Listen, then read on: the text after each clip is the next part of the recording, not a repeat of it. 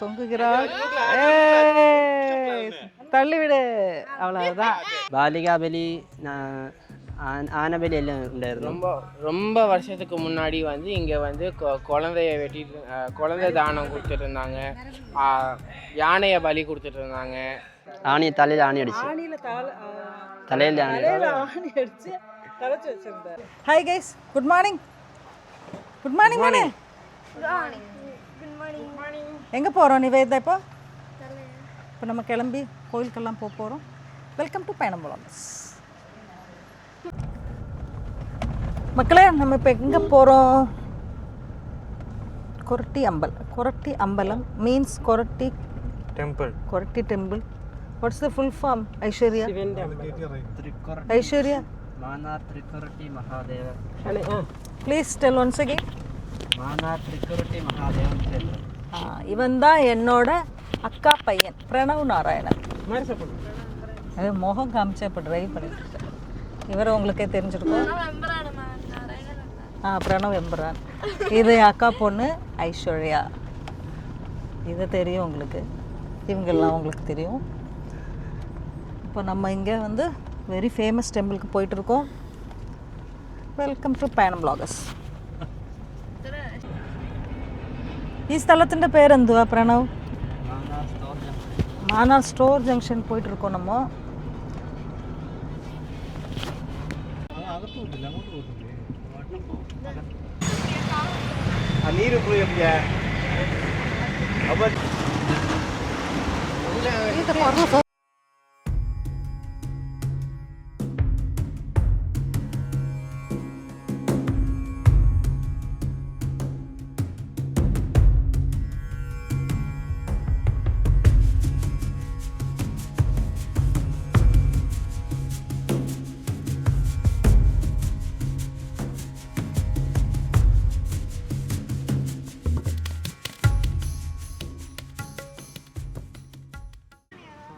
இது வெஸ்ட் நடை.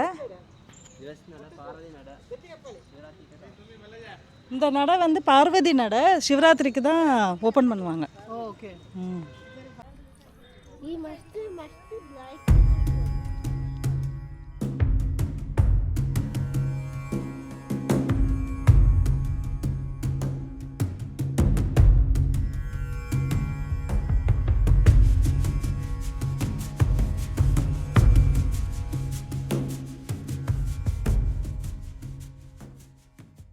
இது வந்து கொரட்டி அம்பலம் கோயிலில் விஷ்ணுவோட பிரகாரம் ரொம்ப நல்லா அலங்காரம் பண்ணியிருக்காங்க.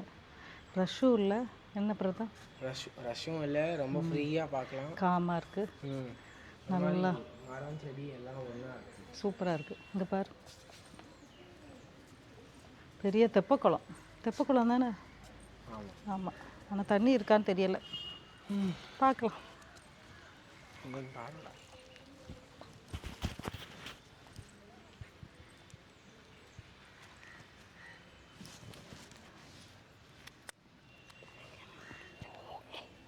தண்ணி இருக்கு. இருக்கு. எல்லாரும் குளிப்பாங்க. எல்லாரும் குளிக்க மாட்டாங்க. அது அதான். ഇതാണ് മഹാവിദ്യ. സാധാരണ കൂളത്തിന് 3 ഇലയുള്ളൂ. ഇതിന് 9 ഇല. 9 ഇലകളുള്ള ഇല.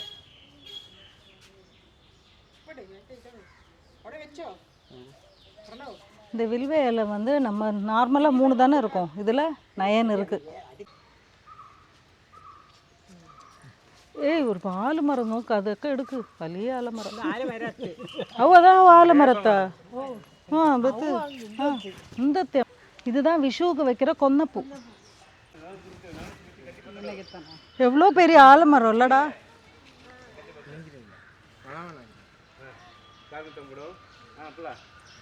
எவ்வளோ வருஷமாக இருந்திருக்கும் வளர்றதுக்கு.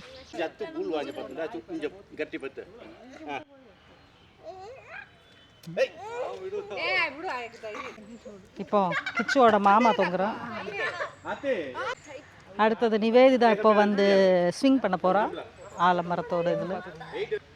அப்படியே தூக்கி விட்டாச்சு. பிரணவ்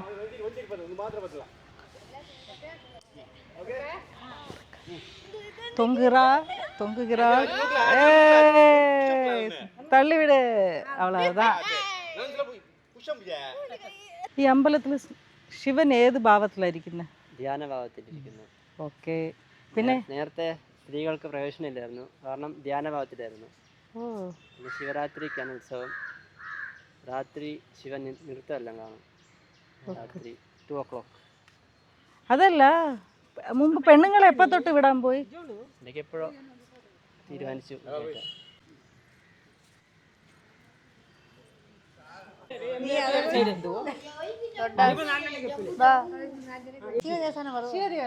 ഭോ ശംഭോ ശിവശംഭോ സ്വയംഭോ ഭോ ശംഭോ ശിവശംഭോ സ്വയംഭോ ഭോ ശംഭോ ശിവശംഭോ സ്വയംഭോ ഭോ ശംഭോ ശിവശംഭോ സ്വയംഭോ ഭോ ശംഭോ ശിവശംഭോ സ്വയംഭോ.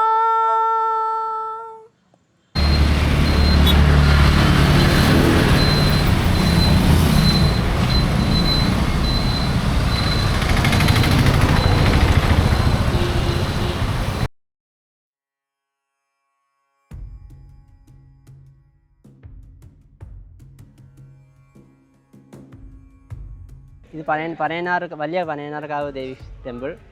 ഇവിടെ മെയിൻ പ്രതിഷ്ഠ ഭദ്രകാളി ദേവി. இங்கே வந்து மெயின் வந்து பத்ரகாளி கோவில், പിന്നെ ശിവദേവർ. പിന്നെ ഭദ്രകാളി ദേവി നട എപ്പോഴും അടച്ചിരിക്കും. എന്താ വെച്ചാൽ ரௌத்ரபாவத்திலிருக்கிற தேவி. அங்கே வந்து இங்கே இருக்கிற பத்ரகாளி கோயில் வந்து எப்போவுமே மூடி தான் இருக்கும். அங்கே வந்து ரொம்ப ஃபியர்ஸாக, அங்கே ரொம்ப பார்க்கவே பயங்கரமாக இருக்கும். அதனால மூடி தான் இருக்கும். பண்டு பாலிகாபலி ஆனபலி எல்லாம் உண்டாയിരുന്നു.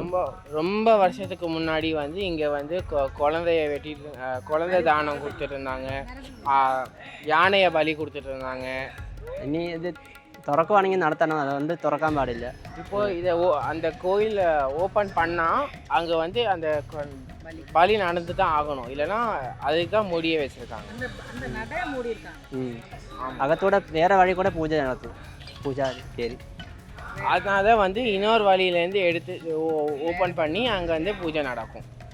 ഇവിടെ ചാമുണ്ഡി ദേവി, പിന്നെ ശ്രീചക്രം, വീരഭദ്രൻ, സപ്തമാതൃകളൊക്കെ പ്രധാനമുള്ള അമ്പലമാണ്.